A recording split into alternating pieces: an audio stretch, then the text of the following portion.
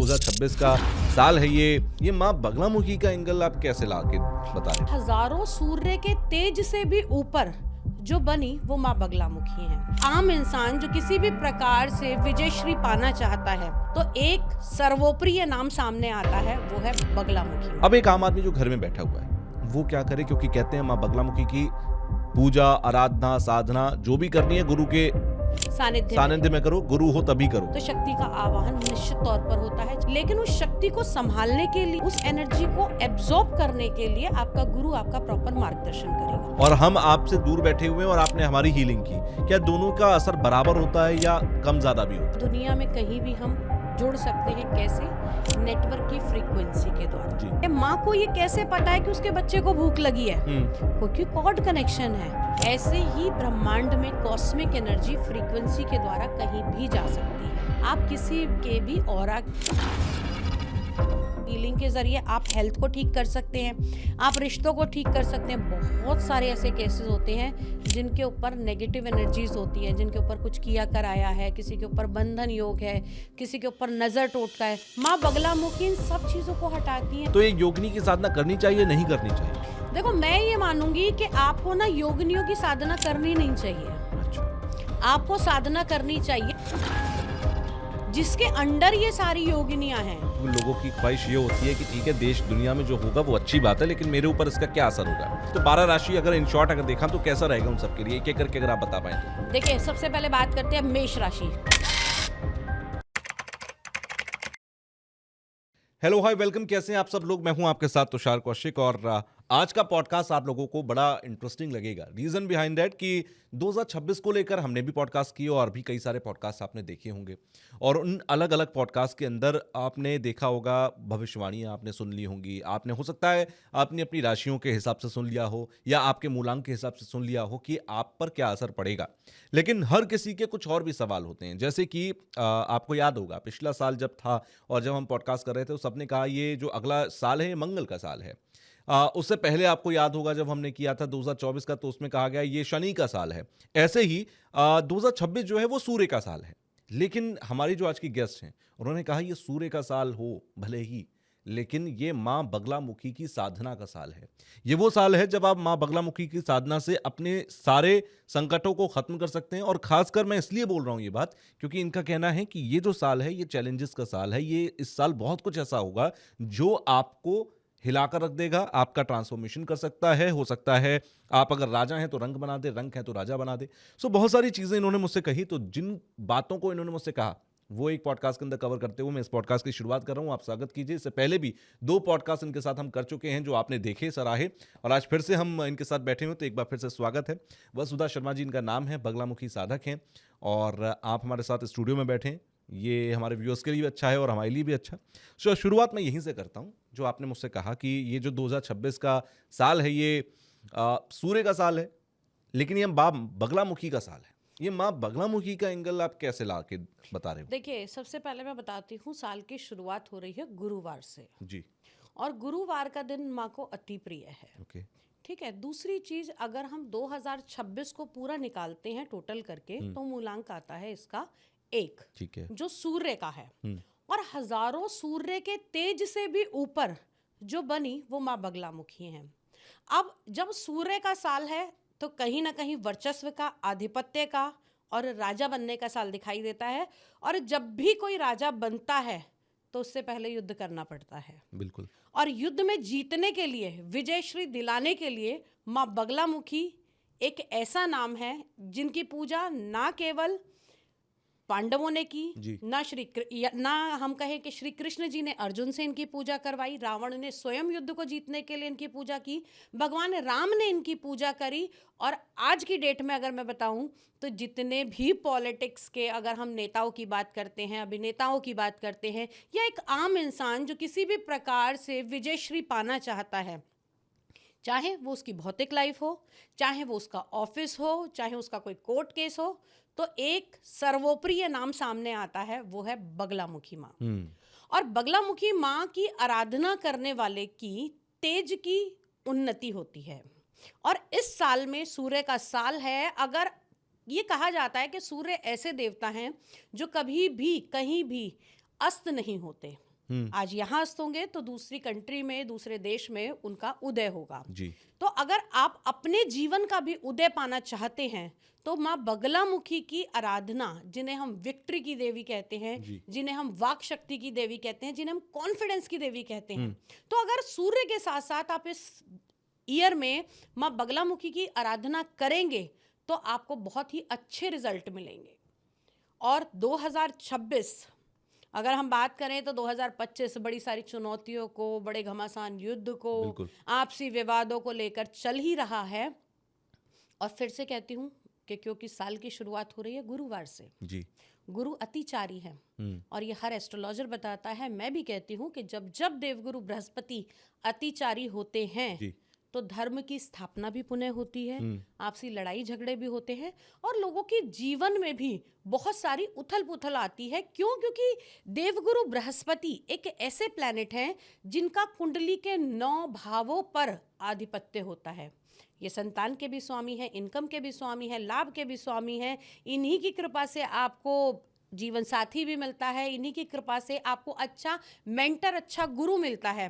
तो जब साल की शुरुआत गुरुवार के साथ माँ बगलामुखी के साथ अगर होगी तो इस साल में जीतने से आपको कोई रोक नहीं सकता। अच्छा। लेकिन हाँ, आपको साधना के मार्ग पर, पूजा के मार्ग पर, अपने आप के खुद के कंट्रोल पे, प्लस किसी भी चीज को कैसे कंट्रोल करना है, ये पावर माँ बगलामुखी देती है। आपने बड़ी खूबसूरत बात कही कि क्योंकि ये सूर्य का साल है, सूर्य राजा है, यानी कि ये राजा बनने का साल हो सकता है। राजा लेकिन राजा बनोगे तो युद्ध लड़ने पड़ेंगे, राजा बनोगे तो सबको हराना पड़ेगा, शत्रुओं को हराना पड़ेगा। इसलिए आपको उसके लिए जब डिवाइन पावर की जरूरत पड़ेगी तो माँ बगलामुखी की आपको साधना की जरूरत पड़ेगी।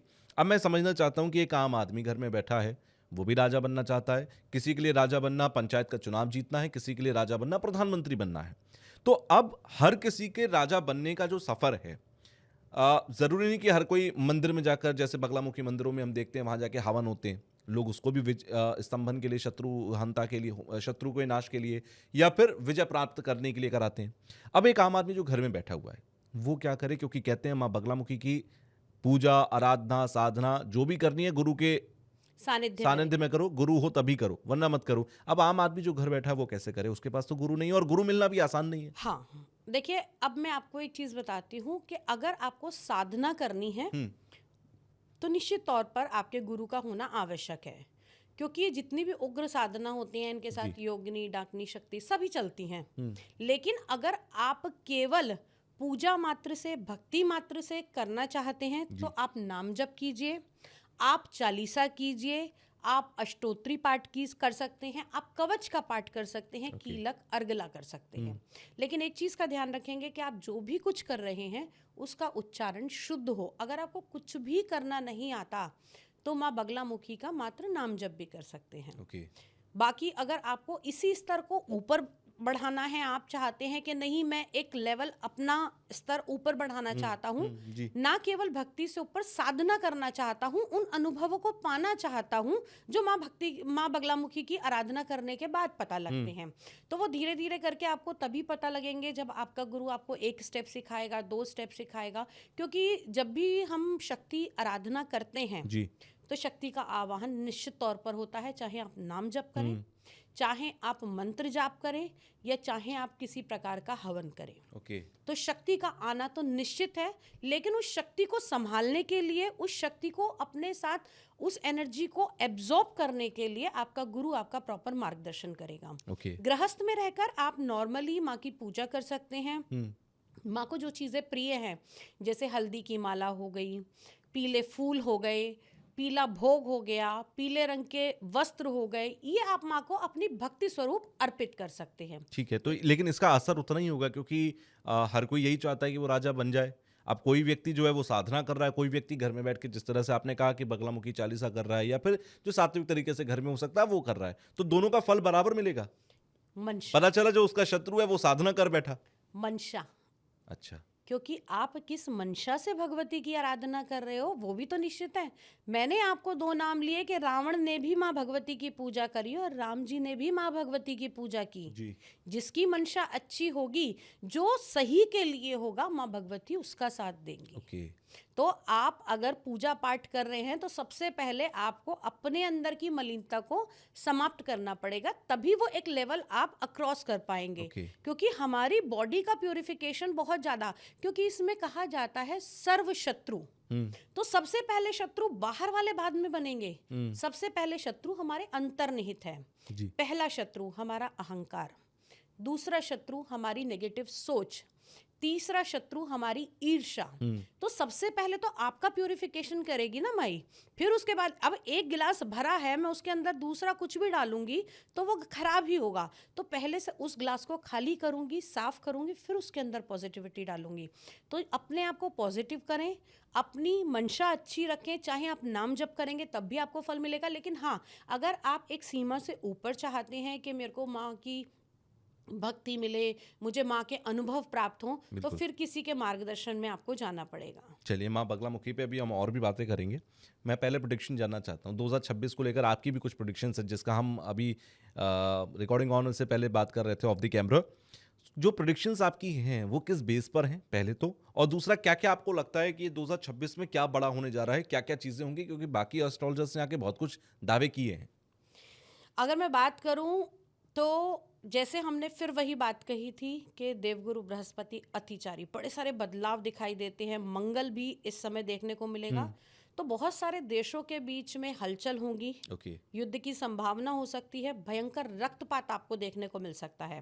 अगर यही हम बात करें तो 2026 एक ऐसा साल रहेगा उपलब्धियों के लिए जिसमें भारत उभर कर खेलकूद के मामले में बाहर आएगा। और आपको पता ही है कि फीफा भी होने वाला है, और पहले 2017 में फर्स्ट टाइम भारत को एंट्री मिली थी फीफा के अंदर। तो अब आने वाला साल जो रहेगा वो हमारी न्यू जनरेशन के लिए स्पोर्ट्स को लेकर बहुत अच्छा रह सकता है। फुटबॉल में भारत अच्छा कर सकता है इस फुटबॉल बार। में भारत अच्छा कर सकता है। और अभी आपने देखा होगा कि पीछे भी पहली बार भारत की महिला टीम क्रिकेट की वो विजयश्री लेकर आई थी। तो अब ये हम कहें कि भारत खेलकूद में एक ऐसा नाम उभर कर आएगा, इसमें भारत के बच्चों का प्रयास, भारत की जो टीम है उनका प्रयास बहुत ही उज्जवल रहेगा इस आने वाले समय में। और अगर मैं बात करूं राजनीतिक स्तर पर, तो पूरे साल के अंदर जगह जगह उपद्रव, विरोध, छीटाकशी, आपस में लड़ाई झगड़ा, ये बहुत देखने को मिल सकता है इस साल के अंदर। और इसी का एक कारण ऐसा होगा क्योंकि इस साल के अंदर, साल की शुरुआत में पहले बनेगा चतुर्ग्रही योग, फिर उसके बाद में बनेगा पंचग्रही योग। अच्छा। तो पंचग्रही योग व्यापार को लेकर तो आपको ऊपर आता हुआ दिखाई देगा, लेकिन कहीं ना कहीं जैसे कहते हैं ना कि एक घर के अंदर सारे ग्रह जब आते हैं तो इसे हम कहते हैं आपसी ग्रह युद्ध होना। अपने आप में ग्रहों का युद्ध होगा। तो इसका सीधा सीधा जो असर आएगा वो भारत के ऊपर, पूरे विश्व के ऊपर देखने को मिलेगा। आपस में छोटे छोटे ग्रह युद्ध होंगे। और कुछ कंट्रीज ऐसी, जैसे अगर हम बात करें पाकिस्तान की, अभी पीछे भी हमने देखा कि भारत में बहुत ज्यादा ऐसी चीजें दिखाई हुई जिनकी नींव 2 साल पहले ही रखी गई थी। तो ये आने वाले ईयर के अंदर पाकिस्तान, भारत, अमेरिका, चीन, इन सभी से कहीं ना कहीं हेल्प भी मांगेगा और आंखें दिखाकर उन्हीं का हनन करने की भी कोशिश करेगा। ठीक है। तो अगर और हम देखें, जैसे कि और भी बहुत सारे ऐसे क्षेत्र हैं, जैसे कि अगर मैं बात करूं फाइनेंशियल सेक्टर देखूं, शेयर मार्केट देखूं, गोल्ड देखूं, सिल्वर देखूं, इन पर क्या असर है अगले साल? देखिए, जैसा हमने देखा कि चांदी का रेट बढ़ा जी, आने वाले साल में ना केवल चांदी का बल्कि सोने का रेट भी बढ़ेगा। साल के मध्य में आकर रेट थोड़े कम होंगे। हमें ऐसा लगता है कि रेट गिर गया, लेकिन वो उस सीमा से ऊपर जाता है और वहीं थोड़ा सा नीचे आ जाता है। अगर ऑल टोटल ओवरऑल निकाल के देखेंगे तो आपको रेट बढ़ता हुआ ही दिखाई देगा। अगर आप पूरा औसतन निकालेंगे पूरे साल में तो आपको उतार चढ़ाव देखेंगे तो कहीं ना कहीं चांदी आपको बढ़ती हुई दिखाई दे रही है, नो डाउट, लेकिन सोने का रेट भी लास्ट ईयर के मुकाबले तो बड़ा ही है। और आने वाले साल में भी ये रेट बढ़ता हुआ दिखाई देगा आपको। तो चांदी और सोना दोनों के ही रेट बढ़ेंगे, लेकिन हाँ, चांदी फ्रीक्वेंसी में ज्यादा ऊपर जा सकती है। ना केवल चांदी सोना बल्कि पेट्रोल के रेट भी बढ़ेंगे, खाद्य पदार्थों के रेट भी बढ़ेंगे, जिससे कहीं ना कहीं जनता के अंदर आक्रोश उत्पन्न होगा।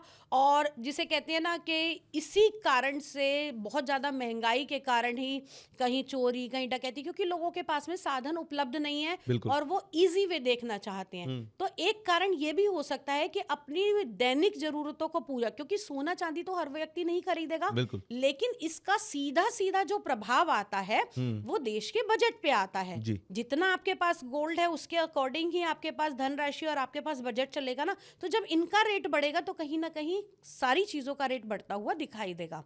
तो बहुत सारे औसतन चीजें जो हैं वो इस साल नई चुनौतियां लेकर आ सकती हैं। ओके, चलिए अब थोड़ा सा एक इंटरेस्टिंग पार्ट पे आते हैं, क्योंकि लोगों की ख्वाहिश ये होती है कि ठीक है देश दुनिया में जो होगा वो अच्छी बात है, लेकिन मेरे ऊपर इसका क्या असर होगा। तो जो राशियों के हिसाब से होता है, अगर आप बता पाओ कि भाई मेष राशि कैसी रहेगी, वृषभ राशि वालों के लिए कैसा रहेगा, तो 12 राशि अगर इन शॉर्ट अगर देखा तो कैसा रहेगा उन सबके लिए, एक एक करके अगर आप बता पाएं तो। देखिए, सबसे पहले बात करते हैं मेष राशि। ठीक है। 2025 से बड़ा हड़कंप मचा है कि 7.5 शुरू हो गई है मेष राशि वालों के लिए। अगर हम बात करें तो हर किसी को अपने से मतलब है। मैं और आप भी कहेंगे चलो भाई बाहर जो हो रहा है तो हो रहा है, पहले मेरे साथ क्या होने वाला है वो जानेंगे। 2026 में अगर मैं बात करूं तो बड़ा हड़कंप मचा हुआ है 2025 से, और लोगों के जीवन में बड़े बदलाव भी आए हैं। लोग कह रहे हैं कि हाँ बहुत सारी परेशानियां आ रही हैं, और निसंकोच, क्योंकि शनि की 7.5, बिल्कुल। शनि भय का नाम लोगों के लिए है, तो ये शनिदेव का असर इस आने वाले साल के अंदर भी दिखाई देगा। आप लोगों के पैसों में गिरावट आ सकती है, आपको स्वास्थ्य संबंधी मेष राशि वालों को परेशानियां आ सकती हैं, और कहूं मैं तो बेवजह के खर्चे आपके इस साल में आएंगे और मानसिक चिंताएं सताएंगी। और कहीं ना कहीं शनि का गोचर जो आपकी कुंडली के अंदर 12वें भाव में चल रहा है, तो नींद बहुत ज़्यादा डिस्टर्ब रहने वाली है, हॉस्पिटल के चक्कर लग सकते हैं, प्रमोशन में रुकावट आ सकती है। और उन सबसे अगर आपको बचना है तो शनिदेव की आराधना आपके लिए बेस्ट रहेगी, क्योंकि मंगल की राशि है। और अगर ये भी नहीं कर सकते तो किसी भी महीने के एक शनिवार के दिन आपने हनुमान जी के मंदिर में जाके सुंदरकांड की पुस्तकें वितरित करनी है, और कम से कम एक सुंदरकांड का पाठ आपको निश्चित तौर पर करना चाहिए, क्योंकि शनिदेव से अगर कोई बचा सकता है तो वो हनुमान जी की आराधना है। बिल्कुल। अगली राशि की बात करते हैं वृषभ राशि। शुक्र की राशि है, अपने आप में लग्जरियस लाइफ देने वाली है। तो ये साल आपके लिए मिला जुला रहेगा, कुछ बेहतर रिजल्ट आएंगे इस साल के अंदर। कुछ नए वाहन खरीद सकते हैं, जिन लोगों को मकान खरीदना था उन लोगों को मकान मिलेगी, प्रमोशन के चांसेस भी बनेंगे। लेकिन फिर से यही कहूंगी कि लग्जरी बहुत ज़्यादा ना बढ़ाएं इस साल में, लोन लेकर किसी भी बड़ी चीज़ को ना बनाएं, और ख़ास तौर से जो लोग स्टॉक मार्केट से जुड़े हुए हैं, किसी भी बड़े बजट को आपको इस साल के अंदर एकदम से पैसा नहीं लगाना है। वहीं अगर मैं बात करती हूँ आप लोगों के स्वास्थ्य की, तो स्वास्थ्य इस साल आपका बेहतर रहेगा। छोटी मोटी परेशानियां जैसे यूरिन इन्फेक्शन हो सकती है, स्किन से जुड़ी हुई छोटी मोटी परेशानियां आ सकती हैं। हाँ, शुक्रवार के दिन आप लोग, किसी भी शुक्रवार के दिन आप लोगों को किसी मंदिर में जाकर चीनी, चावल इनका दान अवश्य करना चाहिए। और ख़ास तौर से छोटी बच्चियों को अगर आप बर्फ़ी का, मिठाई का भोग देते हैं तो वो आपके लिए लाभकारी रहेगा। अगली बात करते हैं हम मिथुन राशि की। बुध की राशि है मिथुन राशि की। अगर मैं बात करूं, ये तो सबको पता है कि कहीं ना कहीं मिथुन राशि के ऊपर जो अभी शनि का प्रकोप चल रहा है, या जो शनि की परेशानी चल रही है, इसको लेकर आप लोगों को थोड़े से हडर्स आ सकते हैं। लेकिन वही मैं बात करूं, विद्यार्थियों के लिए ये साल अच्छा रहेगा। चुनौतियों के बावजूद भी आप एक अच्छी अचीवमेंट कर पाएंगे। जिन लोगों को लंबे समय से ट्रांसफ़र नहीं मिल रही थी, प्रमोशन नहीं मिल रही थी, उन लोगों को इस साल ट्रांसफ़र और प्रमोशन के योग बनेंगे। हाँ, जीवन साथी के साथ में थोड़ा सा असमंजस खराब हो सकता है। जीवन साथी के साथ में आपको अच्छे से ट्यूनिंग बनानी पड़ेगी, और सबसे बड़ी बात, आपको विश्वास अपने पार्टनर के ऊपर रखना पड़ेगा। जो लोग पार्टनरशिप से जुड़े हुए हैं उनको किसी भी पेपर पे साइन करने से पहले उसको जरूर रीड करना है। किसी भी प्रकार की हानि होने का आपकी संभावनाएं इस साल में बनती है। घर से निकलते समय गणेश जी की आराधना आपके लिए बेस्ट है, और कोशिश कीजिए कि कोई भी ग्रीन कलर का एलिमेंट आप अपने साथ रखते हैं तो आपको इससे एनर्जी भी मिलेगी और आपकी राशि इससे उज्जवल भी होगी। अब बात करते हैं कर्क राशि वालों के। तो कर्क राशि की अगर मैं बात करूं तो पूरे साल की शुरुआत से लेकर साल के एंड 5 दिसंबर तक राहु देव रहने वाले हैं आपकी कुंडली में अष्टम भाव में। तो कहीं ना कहीं हेल्थ से जुड़े हुए इशू भी आएंगे, और इस साल के अंदर कुछ अनफ्रेंडली नेचर भी आपका देखा जाएगा। और इस साल के अंदर कुछ ऐसी प्रॉब्लम्स आपको सामने आएंगी, जैसे बार बार पेट दर्द होना, पेट के अंदर परेशानी होना, लेकिन डायग्नोज कराने के बाद भी उनका कोई रिजल्ट नहीं मिल पाएगा। आपको पता ही नहीं लगेगा कि एग्जैक्टली प्रॉब्लम हो क्या रही है। बेवजह की चिंताएं, जैसे ये काम हो जाएगा तो ऐसा होगा, तो ये चीज़ें आपको देखने को मिल सकती हैं। लेकिन हाँ, देवगुरु बृहस्पति जब शीश पर विराजमान होंगे तो वेट भी बढ़ेगा, अहंकार भी उत्पन्न होगा, लेकिन हाँ, धार्मिक अनुष्ठानों में आप जुड़ेंगे, धर्म से जुड़कर कार्य करेंगे और कहीं ना कहीं आपके मानसिक स्तर का विकास होता हुआ दिखाई देगा। परिवार में आपकी पूछ होगी, लोग आपकी बातों को सुनेंगे और उनका अनुसरण करेंगे। खास तौर से जो लोग किसी भी प्रकार के कंसल्टेशन बिजनेस में है, इंश्योरेंस में है, टीचिंग लाइन में है, उन लोगों के लिए ये साल थोड़ा बेटर रहेगा। अगली राशि की बात करें तो बात करेंगे सिंह राशि। सिंह राशि सूर्य का साल, 1 नंबर का साल। और दूसरी चीज, सिंह राशि पे चल रही है ढैया। सिंह राशि पर ढैया रहेगी, जिसके कारण ये साल आपके लिए थोड़ा कष्टकारी हो सकता है। अब क्या रहेगा, सिर दर्द की प्रॉब्लम आएगी, टेंशन्स रहेंगी। खास तौर से जिन लोगों का पेपर वर्क कंप्लीट नहीं है, उन लोगों को सरकार से टैक्स की या पेपर्स की प्रॉब्लम्स आ सकती है। खास तौर से घर में करंट, आगजनी और किसी प्रकार की चोरी से आपको बचकर रहना होगा। इस साल में सिंह राशि वालों के फादर की हेल्थ भी खराब होगी। बॉस से बिना बात की डांट फटकार इस समय आपको मिल सकती है। अपने कार्यस्थल पर किसी भी सबऑर्डिनेट का या किसी भी कर्मचारी का अनादर करना आपके लिए भारी पड़ सकता है। पूरे साल अगर आप अच्छा करना चाहते हैं तो आदित्य हृदय स्तोत्र का पाठ कर सकते हैं, माँ बगलामुखी की अर्चना कर सकते हैं। और बार बार ये कहूंगी कि अगर इस साल के अंदर वास्तव में आपको अपना कैरियर बनाना है तो माँ बगलामुखी की आराधना, उनका नाम जप आपके लिए विशेषकर लाभकारी रहेगा। अगली राशि की बात करते हैं, कन्या राशि। शनि की दृष्टि है कन्या राशि पर, क्योंकि 12 से बैठकर सीधा आपके लगन को देखेंगे तो कहीं ना कहीं कष्टकारी आपको बनाएंगे। इस समय में आपको हानि होगी, किस चीज़ की, सम्मान की हानि हो सकती है। आपके ऊपर कोई एलिगेशन ना लगाए, उसका ध्यान रखना है। जीवन साथी के साथ में आपके रिश्ते खराब हो सकते हैं। और ख़ास तौर से जिनके मैरिड लाइफ को लेकर कोर्ट केस चल रहे हैं तो उन लोगों को इस साल नुकसान देखने को मिल सकता है, तो उन लोगों को थोड़ा सा संभल कर चलना चाहिए। और बिजनेस पॉइंट ऑफ व्यू से अगर मैं बात करूं तो ये साल आपके लिए बेहतर रहेगा। कुछ नई डील्स आपको इस साल के अंदर मिल सकती हैं। और कन्या राशि वालों को अगर मैं ये कहूं कि किसी भी प्रकार की पार्टनरशिप में आप जाना चाहते हैं तो उसको अवॉइड करना चाहिए। पार्टनरशिप आपके लिए बहुत फ्रूटफुल नहीं रहने वाली है। जो लोग ऑलरेडी पार्टनरशिप में हैं उनका बिजनेस थोड़ा स्लो होता हुआ दिखेगा। मार्केट में पैसा जो है वो कहीं स्टक हो सकता है। अगर आप बेटर पाना चाहते हैं तो इस समय में आप लोगों को हरे मूंग की दाल रात को भिगोनी है और बुधवार के दिन, मंगलवार की रात आप भिगोइए और बुधवार के दिन प्रातःकाल उसको गाय को अगर आप खिलाते हैं तो आपको अच्छे रिजल्ट मिलेंगे। अब बात करते हैं तुला राशि की। तुला राशि वालों की अगर मैं बात करूं तो इस साल आपको बिजनेस से रिलेटेड प्रॉब्लम्स आ सकती हैं।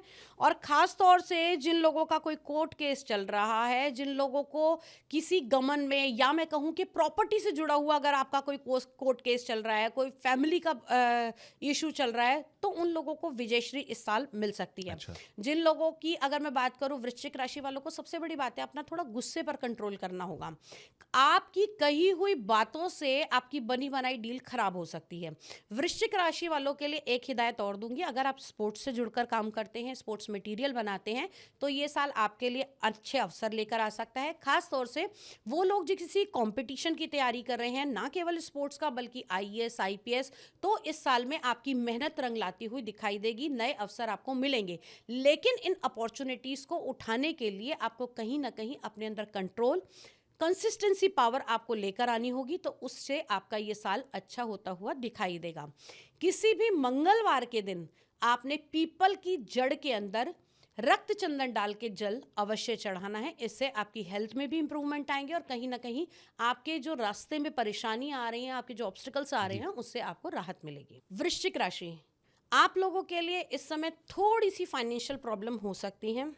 बहुत सारे गुप्त शत्रु जो आपको पता ही नहीं था कि भैया मेरी ही आस्तीन के नीचे हैं, वो इस साल सांप बनकर बाहर निकलते हुए दिखाई देंगे, तो उनसे थोड़ा बचकर रहने की आवश्यकता है। अपनी किसी भी बिजनेस डील को किसी के सामने आपने नहीं बताना है जब तक कि आपकी डील पूरी हो ना जाए, क्योंकि इस साल में आपके दोस्त मित्र संबंधी ही आपके रास्ते को काटते हुए दिखाई देंगे। अगर मैं बात करूं तो इस साल में मई और जून के महीने में इनकम सोर्स आपके लिए खुलेंगे। इस समय में पैसा लगाना चाहते हैं, पैसा लगाइएगा। कोई नया प्रोजेक्ट शुरू करना चाहते हैं, नया प्रोजेक्ट शुरू कर सकते हैं। लेकिन अगर मैं बात करूं वृश्चिक राशि वालों का, तो पारिवारिक स्तर पर समय निकालने की बहुत ज़्यादा आवश्यकता है। एक दूसरे के, खास तौर से संतान के साथ में किसी भी प्रकार के आर्ग्यूमेंट्स से आपको बचना होगा। बच्चे के ऊपर किसी भी प्रकार का दबाव आपको नहीं डालना है। अब बात करते हैं हम अगली राशि धनु राशि की। धनु राशि की बात करूं तो फिर से शनिदेव की बात, यहाँ पर ढैया का असर तो आप पर चल ही रहा है। मानसिक चिंताएं सता रही हैं, बिजनेस प्रॉपर्टी से लेकर, अगर जो जहाँ भी मैं ये कहूँ कि आप हाथ डाल रहे हैं वहाँ आपको कहीं ना कहीं डाउन आना पड़ रहा है। तो उससे बचने के लिए आपको शनिदेव की आराधना तो करनी ही चाहिए। खास तौर से अगर मैं बात करूं तो आपके राशि के स्वामी देवगुरु बृहस्पति भी अष्टम भाव में दिखाई दे रहे हैं। तो पेट से जुड़ी हुई समस्याएं आएंगी, नाभि से नीचे के आपको रोग इस समय में हो सकते हैं, कॉन्स्टिपेशन की प्रॉब्लम हो सकती है। खास तौर से जो लोग अध्यात्म से जुड़े हुए हैं उनका कटाव होता हुआ दिखाई देगा। धर्म की तरफ आप जाना चाहेंगे, लेकिन आप मंत्र की जगह आप तंत्र की तरफ जाना चाहेंगे। और खास तौर से इस समय में आपको नेगेटिव थॉट्स बहुत आएंगे, क्योंकि लगन का स्वामी, सिर का स्वामी उच्च होकर अष्टम भाव में मृत्यु के भाव के अंदर जा रहा है, जिसे हम शमशान भी मानते हैं। तो वहां कहीं ना कहीं आपको मेंटल ट्रबल इस साल में बन सकता है। तो उन सब चीज़ों से निकलकर आपको बाहर आना है। जितना अधिक हो सके उतना आपको कॉस्मिक एनर्जी के साथ जुड़ना है, भगवान का नाम जप करना है, अपनी रूटीन को बहुत अच्छा बनाना है, क्योंकि यहाँ पर आपके हेल्थ से जुड़ी हुई समस्याएं आपको ज़्यादा आती हुई दिखाई देंगी। अगली बात करते हैं हम मकर राशि वालों की। मकर राशि के राशि स्वामी है शनि, और आपकी कुंडली के आएंगे ये तीसरे भाव के अंदर। कहा जाता है शनिदेव जब तीसरे, छठे और 11वें भाव में आते हैं तो आपके लिए बहुत अच्छा करते हैं। तो अब ये तीसरा भाव, जिस किसी के भी भाई से लेकर विवाद चल रहे हैं, प्रॉपर्टी से लेकर प्रॉब्लम्स चल रही है, वो सॉल्व होती हुई दिखाई देगी। और कहीं ना कहीं आपको छोटी छोटी यात्राओं से लाभ होगा। अब आप कहेंगे यात्राओं से कैसे लाभ होगा?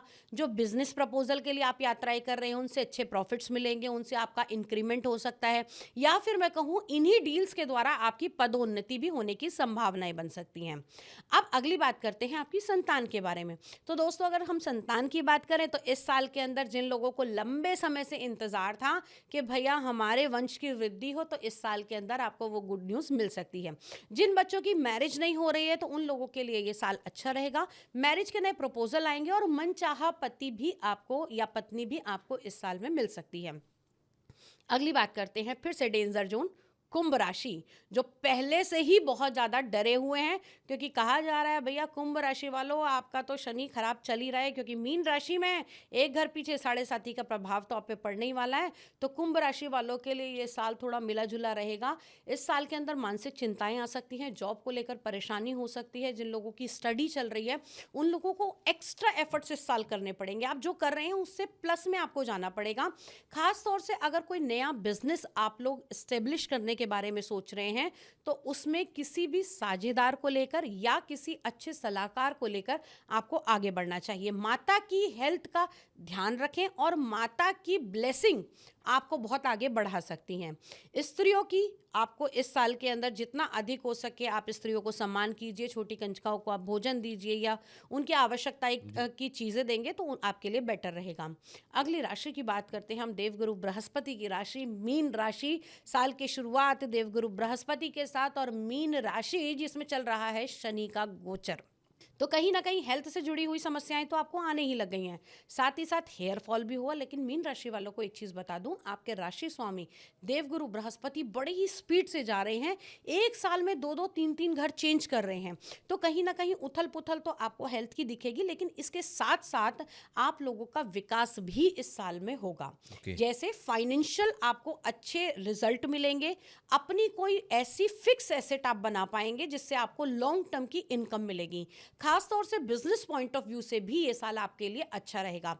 इस साल के अंदर देवगुरु बृहस्पति की पूजा कीजिए, फिर से कहूँगी माँ बगलामुखी की पूजा कीजिए, क्योंकि कहते हैं ना कि जिसका साधक होता है उसको पूरे ब्रह्मांड की रचना उसी में दिखाई देती है। लेकिन कहीं ना कहीं परिस्थितियों के अकॉर्डिंग माँ बगलामुखी की पूजा अर्चना आपके लिए बहुत बेस्ट रहने वाली है।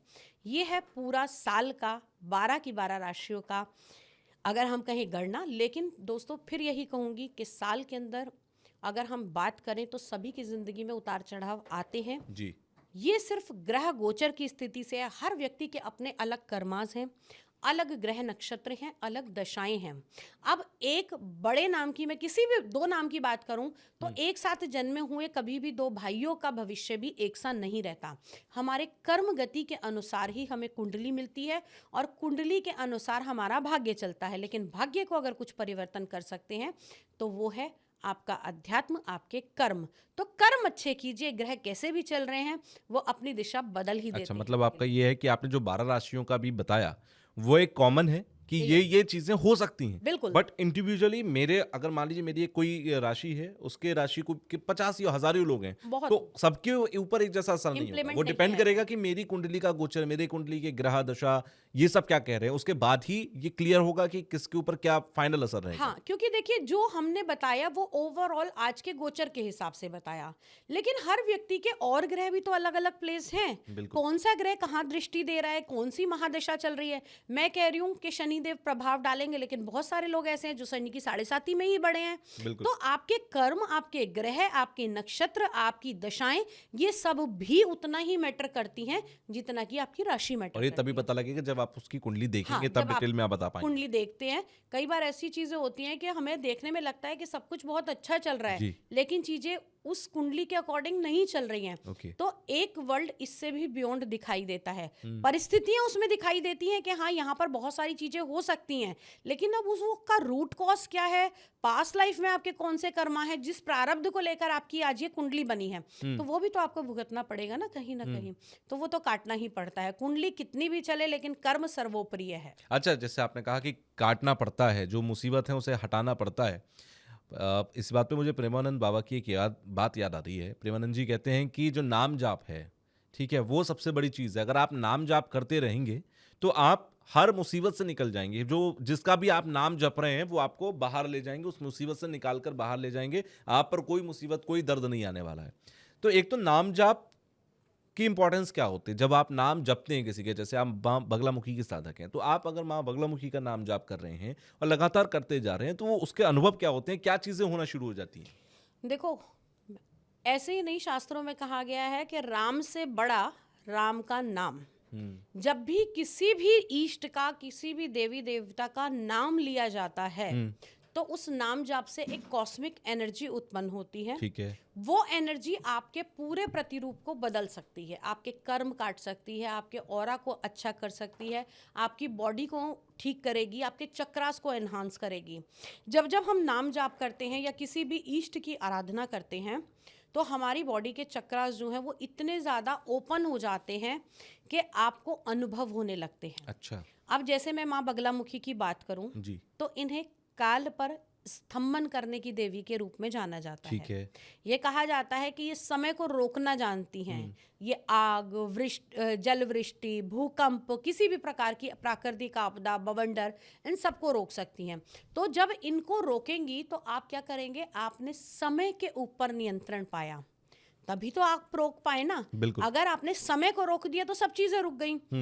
तो जो माँ बगलामुखी का साधक होता है, एक चरम सीमा जाने के बाद में एक लेवल ऐसा आता है कि अगर मैं यहाँ पर बैठी हूँ जी। या कोई भी साधक वहाँ पर बैठा है तो उसको उस जगह जो जो चीज़ें घटी हैं वो साक्षात्कार कराएंगी। और ऐसे अनुभव एक नहीं सैकड़ों बार देखे गए हैं। अच्छा। जो कई बार मेरे जो स्टूडेंट हैं या जो साधक हैं, उन्होंने मुझे अपने एक्सपीरियंस भी शेयर करे कि हम उस जगह पर गए या हम ध्यान के समय हमने ये चीज़ें देखी और उन्होंने उस चीज़ को सर्च करके देखा, एक्यूरेट वही चीज़ें निकली। तो आप काल के परे जाकर उस एस्ट्रल लेवल की यात्रा करके आप नाम जाप से वो भी देख सकते हैं।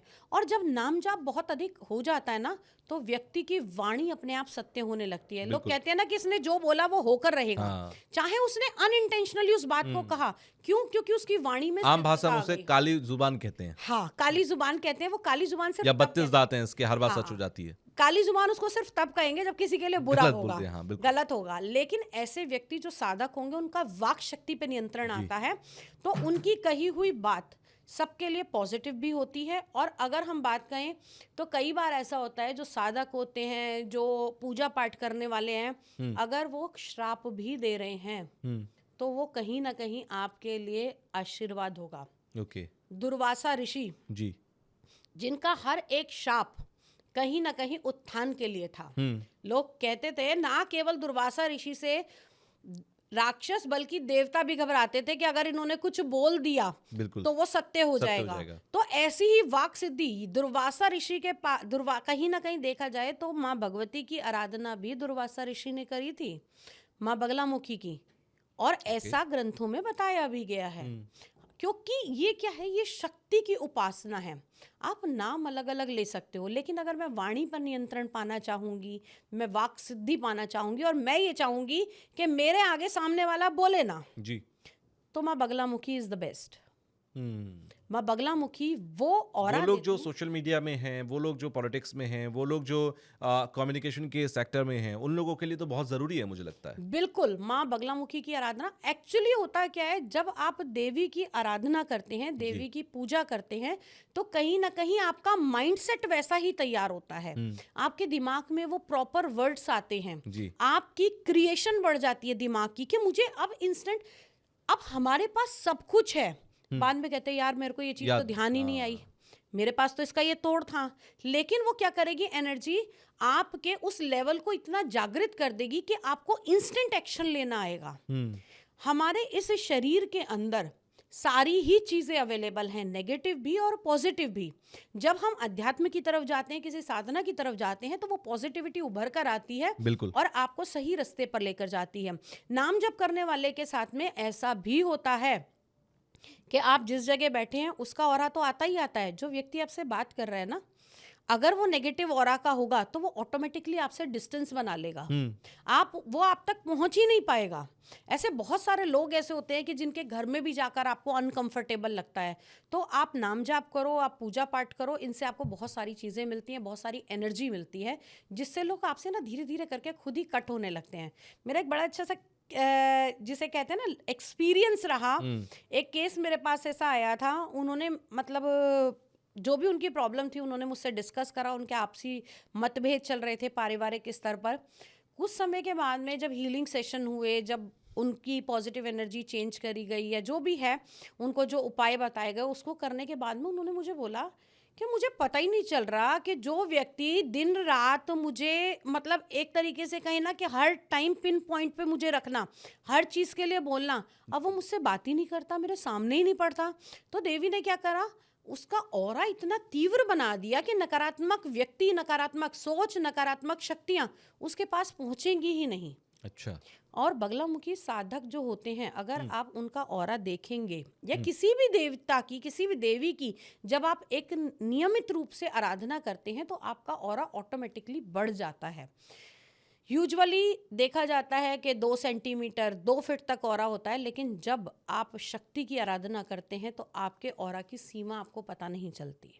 ओके आपकी सीमा बहुत तीव्र हो जाती है, लेकिन वो होगी तभी जब भी आप फुल फ्लैश तरीके से उसे कर रहे हैं, आप नियम कानून मान रहे हैं।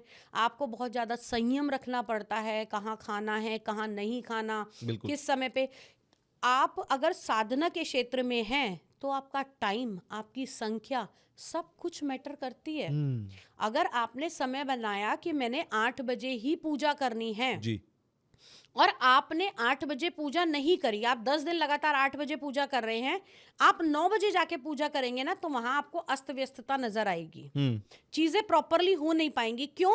क्योंकि जब भी किसी देवता की पूजा की जाती है तो उसके उपदेवता, उसके गण, उसकी योगिनी शक्ति उस जगह आके प्रेजेंट होना शुरू कर बिल्कुल देते हैं। बिल्कुल और जब आपने एक समय निर्धारित कर दिया, मैं आपसे कहूं कि तुषार भाई आपका लंच टाइम 2 बजे का है, मैं आपको 2 बजे का नियम, अब आपको 2 बजे मैं अलाउ करूँ ना कि आप आज 2 बजे काम है, आप नहीं करोगे, 2:30 बजे क्या होगा, आपको इरिटेशन होने लगेगी, आपके काम करने में दिक्कतें होंगी। क्यों? आपके दिमाग में एक्सपेक्टेशन है कि मुझे 2 बजे ही खाना खाना है, तो वो आपकी एक भूख हो गई। ऐसे ही जब पूजा करते हैं, पाठ करते हैं, नियम करते हैं, तो उसका निश्चित समय, निश्चित स्थान, निश्चित नियम आपको अपनाने ही पड़ेंगे। आप उसके अंदर लीनियंसी नहीं बरत सकते। और अगर आप भक्ति कर रहे हैं तो जब जिस हाल में जैसे हैं वैसे आप कर सकते हैं, और नाम जप के लिए तो कोई सीमा है ही नहीं। अच्छा, नाम जप की जब हम बात कर ही रहे हैं, क्योंकि हर देवी देवता के नाम अलग अलग हैं, बिल्कुल। तो ऐसे में मान लीजिए कि माँ बगलामुखी की कोई साधना या पूजा घर में बैठ के कर रहा है या करना चाहता है, और 2026 के जो चैलेंजेस हैं वो भी सामने ही हैं, तो क्या इन दोनों को ध्यान में रखते हुए वो कौन से नाम होने चाहिए जो माँ बगलामुखी का चयन कर सकते हैं, नाम जप कर सकते हैं? कौन से नाम होते हैं जो माँ बगलामुखी से जुड़े हुए हैं नाम सिर्फ जप के 3 लिए? नाम ही ऐसे दूंगी, ओके। क्योंकि ये समय कौन सा चल रहा है, कलयुग। युग कौन सा है, कलयुग।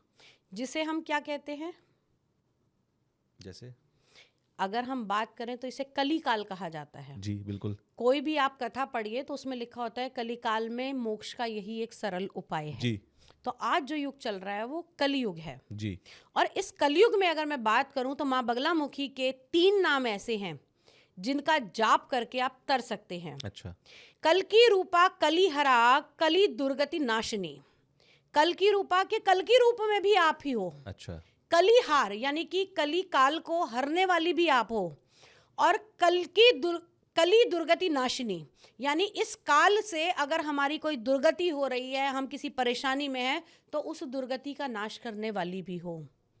कल की रूपा कलिहरा कली दुर्गति नाशिनी। तो ये तीनों नाम चैंट करने होंगे या इनमें से कोई एक? कोई एक भी कर सकते हैं। और अगर आप 3 करना चाहते हैं, अपनी दुर्गति को हरना चाहते हैं, तो कली दुर्गति नाशिनी, कल की रूपा कि आप कल की रूप में भी आप ही दिखाई दे, क्योंकि कहा जाएगा ना कि भगवान स्वयं आएंगे, तो जो कल की अवतार है मैं उसमें भी माँ बगलामुखी को देख रही हूँ। और तीसरा हमने बोला कलिहरा, इस कलयुग को हरने वाली भी आप ही हो। तो 3 नाम अपने जहन में उतार लो, कल की रूपा कलिहरा कली दुर्गति नाशिनी। अगर इन 3 नामों का जाप करेंगे तो बहुत अच्छे रिजल्ट आपको देखने को मिलेंगे। और अगर आप रण में भी खड़े हो जाएंगे तो कहीं ना कहीं भगवती आपको बचाने आ जाएगी। अच्छा, हमारे पिछले पॉडकास्ट में हमने आपसे बात की थी, तो आपने कहा कि जो घर बैठे लोग होते हैं जो नहीं आ सकते, हम उन्हें हीलिंग देते हैं। माँ बगलामुखी साधना क्योंकि हम करते हैं तो हमारा ऑरा इतना है कि हम उन लोगों को हीलिंग दे सकते हैं। ये बात सुनने में थोड़ा, क्योंकि नीचे कमेंट्स जब मैंने देखे तो बहुत सारे तरीके के कमेंट्स थे, उसमें कुछ लोगों ने ये भी पूछा कि क्या ये इतना असरदार होता है कि हम आपके पास आएँ और हम आपसे दूर बैठे हुए हैं और आपने हमारी हीलिंग की, क्या दोनों का असर बराबर होता है या कम ज़्यादा भी होता है? देखिए, आपकी साधना के ऊपर ये निर्णय है। अच्छा। आप और मैं अगर बात करें फोन की, नेटवर्क की, तो दुनिया में कहीं भी हम जुड़ सकते हैं। कैसे? नेटवर्क की फ्रीक्वेंसी के द्वारा। जी। ऐसे ही ब्रह्मांड में कॉस्मिक एनर्जी फ्रीक्वेंसी के द्वारा कहीं भी जा सकती है। आप किसी के भी ऑरा को हील कर सकते हैं। डिस्टेंस हीलिंग भी होती है। अब ये हीलिंग मेरी वो वाली हीलिंग नहीं है जिसे आप रेकी हीलिंग कहें, जी। या फिर ये कहें कि इसमें कलर थेरेपी यूज होती है। नहीं, ये पूर्णतः मंत्रों के द्वारा की जाती है। अच्छा। और हर मंत्र जब जपा जाता है तो उसकी फ्रीक्वेंसी ऑफ वाइब्रेशन बहुत अलग होती है। ओके। और जिस व्यक्ति के निमित्त ये किया जा रहा है, जिस व्यक्ति को लेकर ये किया जा रहा है, उसकी फ्रीक्वेंसी उससे कनेक्ट होती है। और वो ब्रह्मांड के किसी भी कोने में है, इंडिया में है, अमेरिका में है, लंदन में है, कहीं भी है, तो उसको इसके अनुभव होते हैं।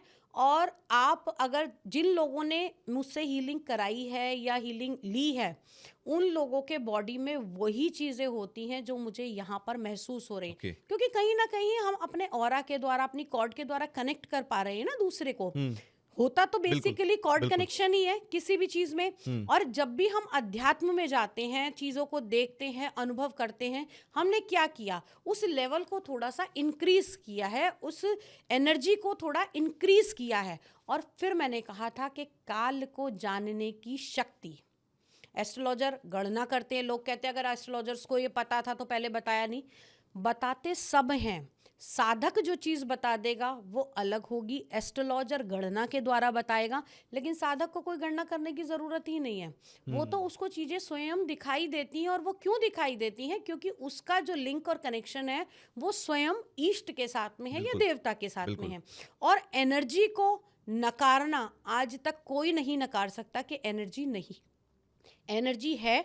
और इस हीलिंग के माध्यम से उसको वो एनर्जी फील होती है।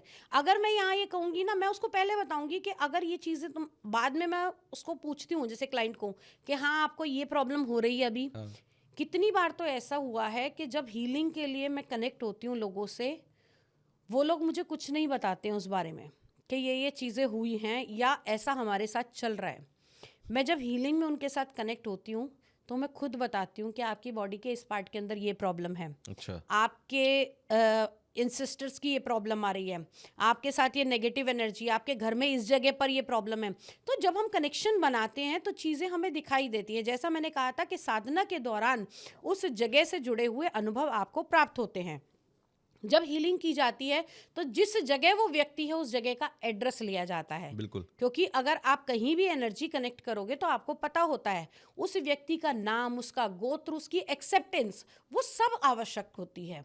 और कई बार ऐसा होता है कि व्यक्ति जब खुद ऐसी परिस्थिति में है, जब वो खुद कनेक्ट नहीं हो पा रहा, तो उसके जो लोग उसके साथ जुड़े हुए हैं तो उनसे एक्सेप्टेंस लेकर उसके फोटोग्राफ पर हील किया जाता है। क्योंकि बेसिकली मानसिक तौर पे अपनी चेतना को उस व्यक्ति से जोड़ना है। बिल्कुल। और जब उसके साथ में आप जोड़ेंगे, माँ को ये कैसे पता है कि उसके बच्चे को भूख लगी है? क्योंकि कॉर्ड कनेक्शन है। पिता को ये कैसे पता है कि हाँ मेरे बच्चे को इस चीज की जरूरत है? घर में कोई आने वाला है, आपको पहले पता लग जाता है कि यार आज कोई घर में आने वाला है। लेकिन हमारी काम तो कर रही है, फ्रीक्वेंसी काम तो कर रही है, लेकिन हमने उसको इतना एक्टिवेट नहीं किया कि कौन आने वाला है। बिल्कुल। और अक्सर हम कहते हैं कि यार आज मेरे को लग ही रहा था ये चीज होने वाली है। तो सिक्स सेंस सबके पास में है, लेकिन उसको कितना और कब, कहाँ से, कैसे जागृत किया है, ये आपको देखना पड़ेगा। 64 की 64 योगिनियां इन 32 नाड़ियों के अंदर ही हैं। ओके। और अगर मैं कहूँ कि शक्ति के बिना आप चल ही नहीं सकते। जब ये शक्ति आपके शरीर से निकलेगी तब आप शव हो जाएंगे। तो शक्ति तो विद्यमान है, उसको केवल जागृत करना है। चाहे आप हीलिंग से जागृत करें।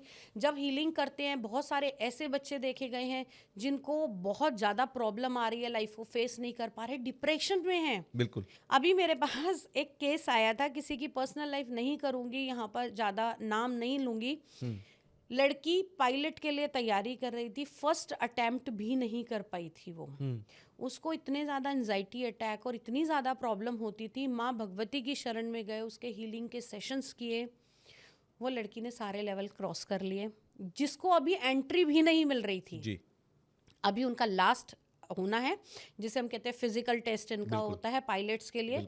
तो वो लास्ट रह गया। बट माँ की आराधना, माँ की हीलिंग के जरिए वो उस लेवल तक पहुंची कि उसने 6 लेवल क्रॉस कर लिए, जिसको वहाँ एंट्री तक नहीं मिल रही थी। बहुत सारे ऐसे बच्चे हैं जो डिप्रेशन में हैं, बहुत सारे ऐसे लोग हैं जिनका अध्यात्म से जुड़ाव नहीं हो रहा है, बहुत सारे ऐसे लोग हैं जिनको मेडिकेशन नहीं लग रहा है, मेडिसिन खा रहे हैं और उनको असर नहीं हो रहा है। तो इस हीलिंग के द्वारा वो पॉजिटिव एनर्जी, वो कॉस्मिक एनर्जी आपको दी जाती है, जिससे आपके चक्रास बैलेंस होते हैं, आपका ऑरा एनहांस होता है।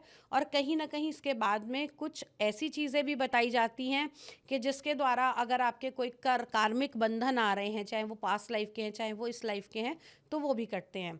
किसी ने मुझसे अभी पीछे हॉरोस्कोप अपनी दिखाई, तो हॉरोस्कोप देखना एक अलग विषय, लेकिन उसकी फ़ोटो को देखकर स्कैन किया, बहुत सारी चीज़ें थी, उनकी पर्सनल लाइफ में प्रॉब्लम आ रही किसी थी। की फोटो देख के आप स्कैन कर सकते हैं कि उसकी लाइफ में क्या चल रहा है। हाँ। ओके। क्योंकि कई बार ऐसा होता है लोगों के पास में उनकी जन्मपत्री वगैरह नहीं होती, तो ये अध्यात्म है, ध्यान है। बेसिकली जो ये ध्यान में जाकर इन चीज़ों को देखा जा सकता है। उस व्यक्ति का नाम होना चाहिए, वो कहाँ पर रहता है वो पता होना चाहिए, या उसका जन्म स्थान हो वो पता करके व्यक्ति के बारे में बताया जा सकता है। और अगर उसकी जन्मपत्री मिल जाती है तो that is well and good. किसी की हाथ की रेखाएं हैं, उनको देखकर भी पता लगाया जा सकता है। तो हर तरीके से अध्यात्म के लेवल में, क्योंकि कभी भी अगर मैं कहूँ कि अध्यात्म को कोई भी आंक नहीं सकता कि ये कितना बड़ा है। उन्होंने सिर्फ मुझसे बात करी, उन्होंने मुझे बोला कि मेरी ना पर्सनल लाइफ में, मैरिटल लाइफ में बहुत ज़्यादा दिक्कत आ रही है। अभी सिर्फ 2 महीने हुए हैं शादी को, मेरी वाइफ चली गई है और मेरे ऊपर केस डाल दिया है कि डावरी का भी केस है, ऐसा भी हो, और जबकि ऐसा कुछ है ही नहीं। मैं सारी बात सुनती रही। मैंने सिर्फ उनको ये बोला, मैंने कहा अगर तुम्हें कुछ कन्फेस करना है तो तुम कर लो। बेसिकली वो आए थे मेरे पास अपने किसी फ्रेंड के जरिए। तो वो फ्रेंड उनके साथ में जुड़ा हुआ था। उन्होंने बार बार बोला कि दीदी कुछ बोल रही है, अगर कुछ बताने लायक है तो बता दे। बट उसने एक्सेप्ट नहीं किया। फिर मैंने एट लास्ट उसको बोला, मैंने कहा तुमने जो गलत किया था वो तुम्हें आज भुगतना पड़ रहा है, और मैं पास्ट लाइफ की नहीं, इसी लाइफ की बात कर रही हूँ। वो लड़का ना लिटरली फ़ोन पे रोने लगा, कहता है हाँ मुझे पता है। तो उसका दोस्त कहने लगा, यार तू क्या छुपा रहा था, मैं तो तेरा पक्का दोस्त हूँ, तुझे मुझे बताना चाहिए था। कहता है यार तेरे को पता है ना मेरा जिस लड़की से अफेयर चल रहा था। उसने कहा हाँ। उस लड़की के साथ उसका अफेयर चला, उसने उसको छोड़ दिया। आपसी दोनों के बीच में नज़दीकियां इतनी बढ़ गई कि वो लड़की प्रेग्नेंट थी। इस लड़के ने उसको उस समय पर डिच कर दिया, लड़की ने अबॉर्शन कराया। कहीं ना कहीं उसको उसकी मजबूरियां थी, वो लड़की आज तक भी अनमैरिड है। ओके। तो उसका कर्ज इसको यहाँ भुगतना पड़ा, ये अपनी लाइफ कैसे अच्छी जी लेता। तो फिर उसके बाद में बहुत सारी चीज़ें थी, हीलिंग्स हुए, उसका कन्फेशन उसने करना पड़ा। तो बहुत सारी चीज़ें ऐसी होती हैं, ये कलयुग नहीं, ये करयुग है। आप जो कर कर्म रहे हो पीछा नहीं छोड़ेंगे यहाँ पर वो आपका कर्म पीछा नहीं छोड़ेगा। तो कहीं ना कहीं आपको उसमें आगे चलकर अपनी पहल करनी पड़ेगी, अपनी गलतियों को मानना पड़ेगा। और माँ बगलामुखी, जैसे आपने कहा ना कि आपकी बात को फिर यहीं पकड़ूंगी, आपने मुझे कहा था कि उसका जो अपोनेंट है वो भी माँ भगवती की पूजा कर रहा हो। बिल्कुल।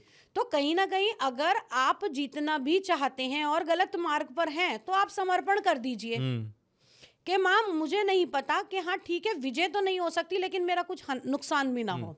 तो ऐसे भी केस आए हैं जिसके अंदर केस ड्रॉ ही हो गया, बिल्कुल नेगलिफाई ही हो गया, ना किसी की जीत हुई ना किसी की हार हुई। तो समर्पण सबसे बड़ी चीज है।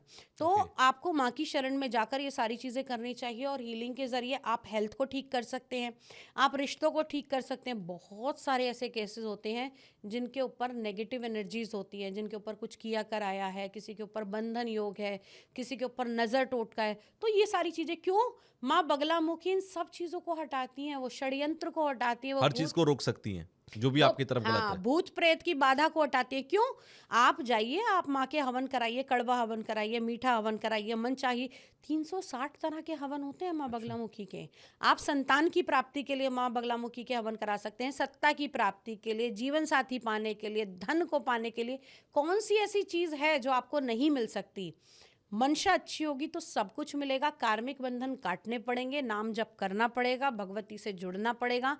हीलिंग आप करवा सकते हैं, क्योंकि देखिए वो ही व्यक्ति उस मार्ग को अपनाएगा या उस मार्ग तक पहुंच पाएगा जिसके आज के कर्म अच्छे होंगे। बिल्कुल।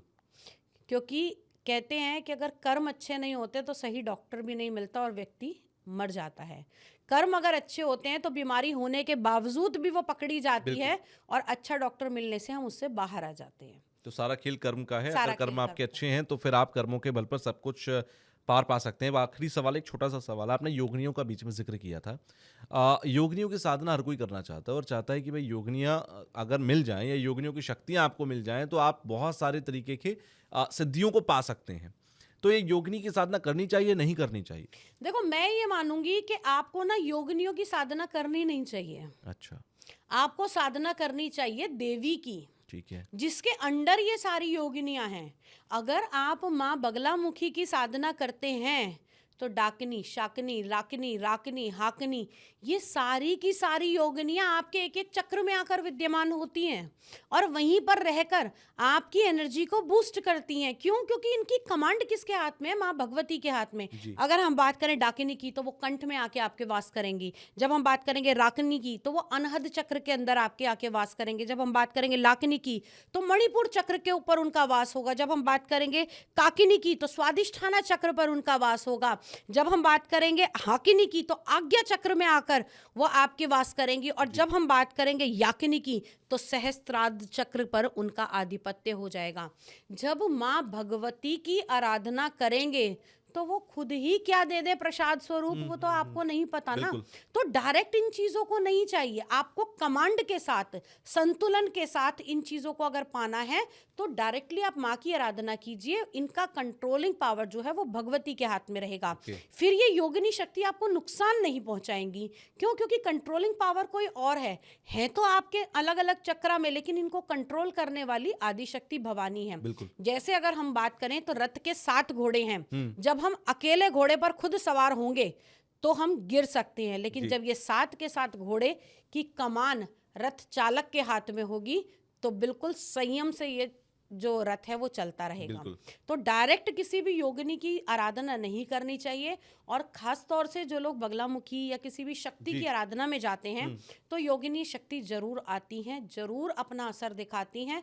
और आभास कराएंगी, आपको ऐसा लगेगा साइड से कोई निकल के गया, आपको किसी ने हवा आपके चेहरे पर आई, अचानक से आपको बहुत हीट पैदा होने लगेगी, अचानक से बहुत गुस्सा होने लगेगा, घर के अंदर छोटी छोटी ऐसी अड़चने आ जाएंगी, किसी की हेल्थ खराब होगी। तो मतलब अगर हम कहें तो मेंटली थोड़ा सा उस टाइम पे उथल पुथल ऐसी होती है कि आप अपने मार्ग से हट सकते हैं। लेकिन अगर आप शक्ति की आराधना करेंगे तो ये चीज़ें कहीं भी आपको हार्म नहीं पहुंचा पाएंगी। यानी कि कुल मिलाकर 2026 जो शुरुआत की बात थी मैं उसी पर आ जाता हूँ कि 2026 एक ऐसा साल है जब आपको अगर माँ बगलामुखी की साधना करनी है तो आपके लिए बेस्ट समय होगा। ज़रूरत का समय भी है और एक अच्छा समय भी है जब आप बहुत आसानी से चीज़ों को कर सकते हैं। तो बहुत सारी बातें हमने यहाँ पर की जो हम लोग कहना चाहते थे। आप लोगों का क्या उस पर रेस्पॉन्स है, आप लोग बताइए। और अगर आपको पॉडकास्ट पसंद आया हो तो हाइप ज़रूर कीजिएगा, लाइक कमेंट ज़रूर कीजिएगा। और आपका भी धन्यवाद कि आप स्टूडियो में आए। जय जय माता। माता दी।